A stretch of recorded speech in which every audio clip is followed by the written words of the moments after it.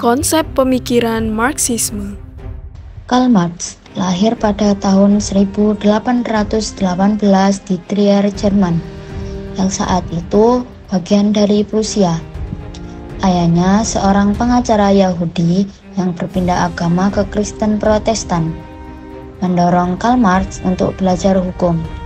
Namun, Karl Marx lebih tertarik pada filsafat dan puisi.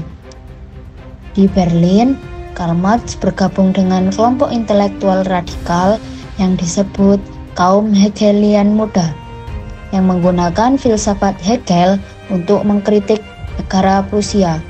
Setelah meraih gelar doktor pada tahun 1841, Karl Marx menjadi direktur Die Rheinische Zeitung di Cologne, namun terpaksa meninggalkan posisinya karena tekanan dari pemerintah. Ia berpindah ke negara Paris pada 1843. Di sana ia bertemu dengan tokoh sosialis seperti Proudhon dan Engels yang menjadi teman dekat seumur hidupnya. Di Paris, Marx menjadi seorang sosialis dan mulai mengembangkan pemikiran tentang alienasi manusia dan kapitalisme.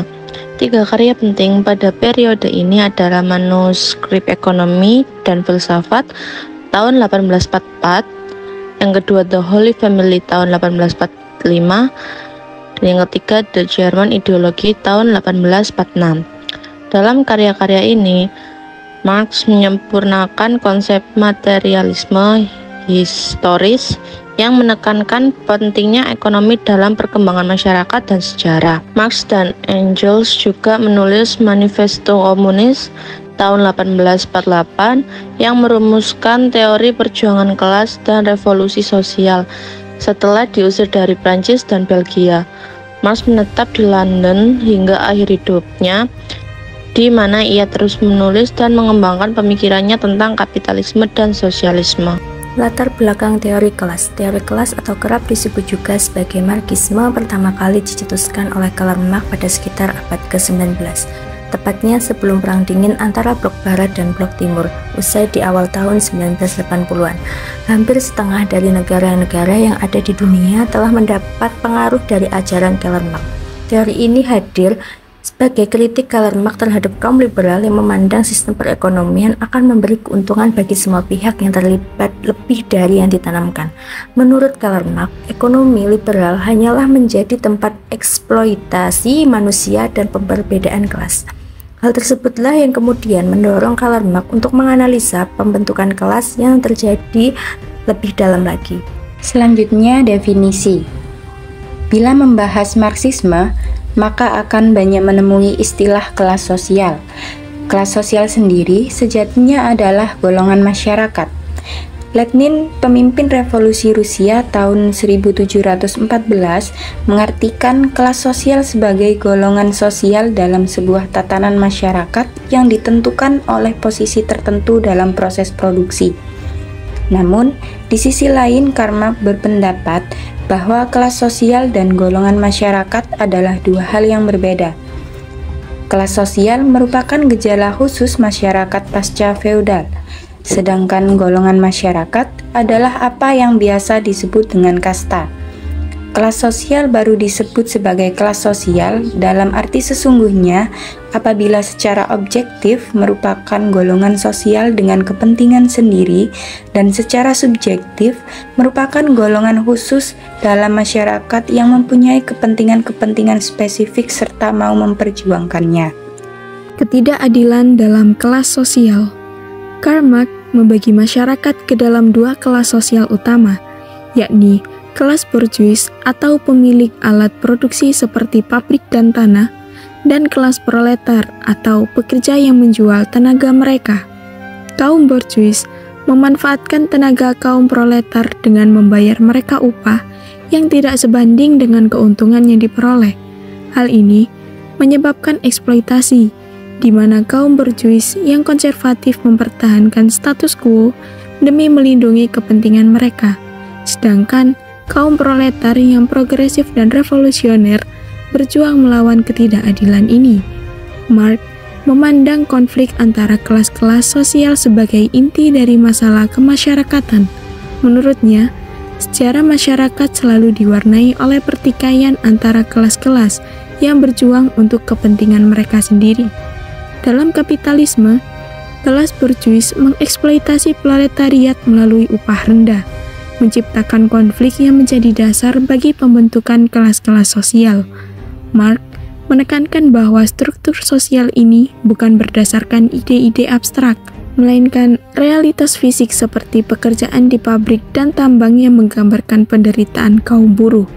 Marx juga memperkenalkan konsep nilai surplus, di mana keuntungan yang diperoleh dari hasil kerja buruh diambil oleh pemilik modal.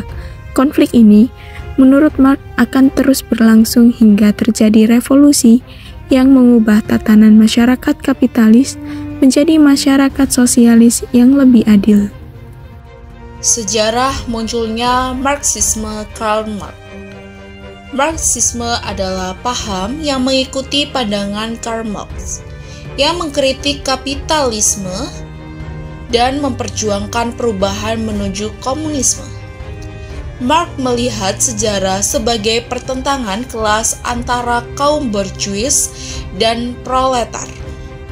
Marxisme berfokus pada ketidakadilan sosial, di mana kaum kapitalis mengumpulkan kekayaan dengan mengeksploitasi kaum proletar yang bekerja keras, namun hanya mendapatkan upah rendah. Marx percaya bahwa kepemilikan pribadi menyebabkan ketimpangan ini.